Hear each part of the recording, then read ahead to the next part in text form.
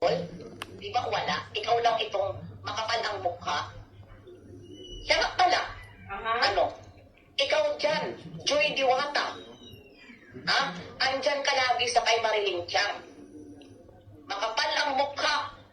Mukha mo. Andyan ka lagi. Kay Tiang.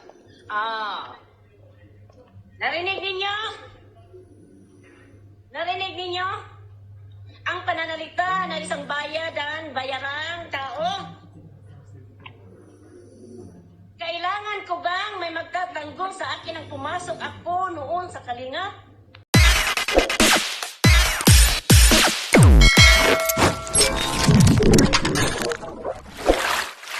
Okay guys, isang mapagpalang umaga, tanghali, gabi po sa inyo lahat. Sana po ang lahat ay nasa mabuting kalagayan at ligtas po sa anumang kapahamakan. Sana po kayo dako ng mundo naroon. Ako pumuli ang inyong lingkod, Maestro 21 TV. At sa ating video ngayong araw na ito, nakita po ninyo sa unahan po ng ating video ngayon ay tungkol po sa reaction po nitong si Miss Marilyn Tiang doon po sa sinabi di umano ni Banat Bagsik o si Ate Glo na itong si Joy Diwata ay makapalang mukha. So yan po ang ating pag-uusapan mga kalingap, ang dalawang panig, magkabilang panig. Ang dating magkakasama sa isang team ay ngayon po sila na po ang nagbabanatan, nagbabangayan. Okay, so yan po ang ating paksa. Pero bago po yan, tayo muna po ay magbibigay pugay sa ama at founder po ng Kalingap, Kuya Bal Santos Matubang. At tangkilikin po natin Ate Edna Vlog, Kalingap Rob. At siyempre, kung bagong dating lang po kayo sa ating munting channel, sana po ay inyo rin pong tangkilikin sa pamamagitan po ng pagbibigay nyo po ng like, share, and subscribe.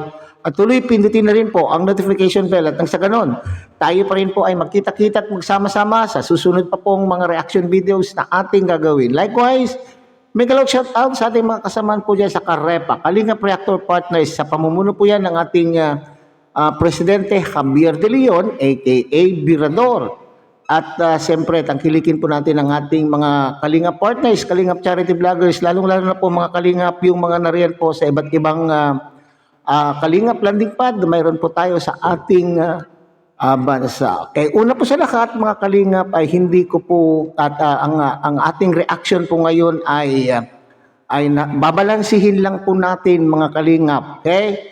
Kasi po ay marami po akong nakikita, okay? Marami po akong nababasa at medyo nagagalit po kay Banat Bagsik dahil po di umano ay sinabi po niya, sinabi niyang makapal ang mukha po ng Joy Diwata at yan po ay narinig po natin dyan sa video clip na ating kinuha po sa naging live po ni Miss Marilyn Tiang. Mayroon nga po tayo doon narinig na makapal ang mukha. Pero ito ba ay tumutukoy ba mismo kay Joy Diwata? Hindi po ba mga kalingap? So yan po yung ating pakikinggan naman po. Yung video clip na ating kinuha doon sa live po ni Banat Bagsik o si Ate Glo. At balansin po natin ang mga bagay-bagay na ipinahayag ng magkabilang panig. Okay, panoorin po natin mga kalingap. Aray! Nakakatawa ka, hindi ka nahihiya dyan sa mga pinagsasabi mo? Huwag mong gamitin ang kalingap dahil hindi ka kalingap. Ha?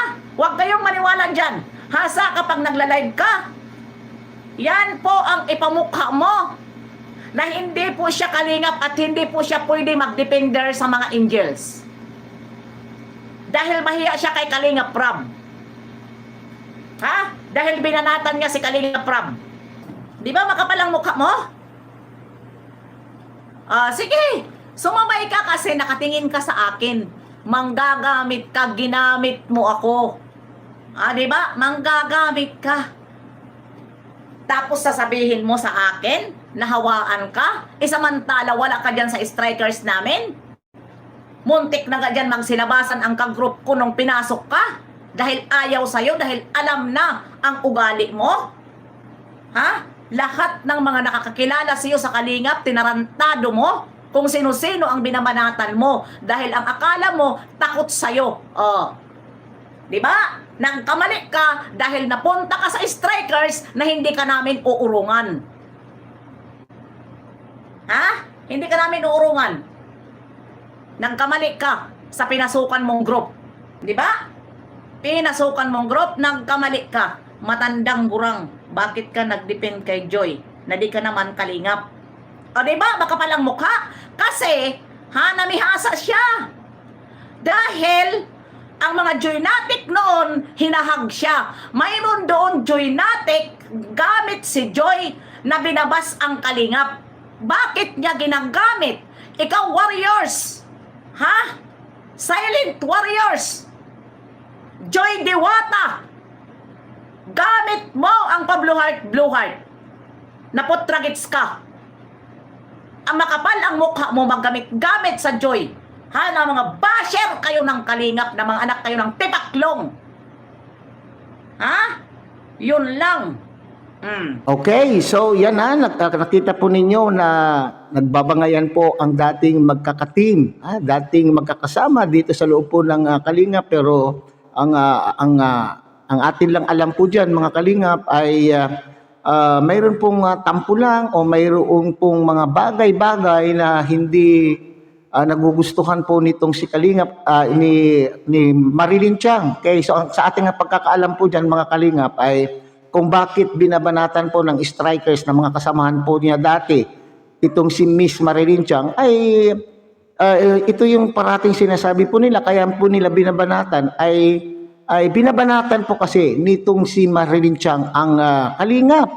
Di ba narinig po niya dyan ay binanatan daw po si Kalingap Rob. Hindi natin malaman kasi ang nararamdaman po ni Miss Marilyn Tiang kung bakit siya po ay bumabanat. At sana lang po ay dahil siya naman po ay naging kalingap, kung ano man po sana yung hindi niya nagustuhan dito sa loob ng Kalingap, sana ay iniwan na lamang po niya sa kanyang kaisipan at umalis ng maayos at nang hindi na po yung bumabanat-banat pa po ng maski pa paano, di po ba mga Kalingap. At yun po naman po yung inaayawan. Kaya po itong grupo niya dati ay dinidepensahan naman po nila itong si Matubang family at the same time itong buong Kalingap community. Now, doon naman po tayo kasi doon sa clip na sinasabi na narinig natin o napanood po natin kay Marilyn Tiang ay talagang parang malinaw para sa akin na marang sinabi ay makapal ang mukha ni Joy Diwata. Okay. Now, kung inyo pong bubuuin kung kayo po ay napanood po nyo ng buo yung live po ni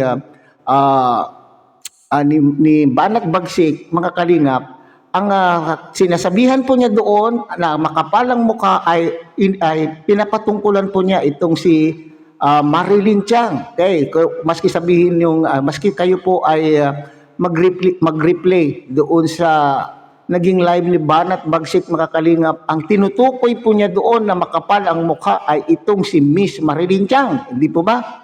Okay, doon sa inyo pong napanood na video clip na atin pong kinuha sa naging live ay nadamay po yung Joy Diwata doon na salita. Nabanggit nga po ni Banat Bagsik itong si Joy Diwata kasi sa pagkakaintindi ko, kaya po nagmamayabang daw po itong si Miss Marilyn Tiang kasi ay sinusuportahan siya po ng mga ilang Joynatics. Okay? Kaya nga po parating sinasabi na itong Joynatics daw mga Kalingap ay mga anti-Kalingap kasi nakikita po natin sila sa mga live po ng mga anti-Kalingap at sila po ay nagkukomento. Pero dito, ang pagkakaintindi ko dito sa sinasabi ni Banat Bagsik, mga Kalingap, may mga ilan doon na warrior na ginagamit po yung pangalan po ni Joy Diwata. At ginagamit daw po yung pangalan po ni Joy Diwata. Kaya nga sinabihan po niya yung gumagamit.